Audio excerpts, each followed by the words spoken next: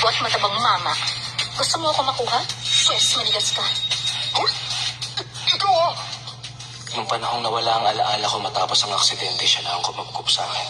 At naging boytoy niya ako. Baby, relax ka lang. Paprotectionan kita. Basta ba, huwag kang mawawala sa akin. Siya nga. Siya nga talaga.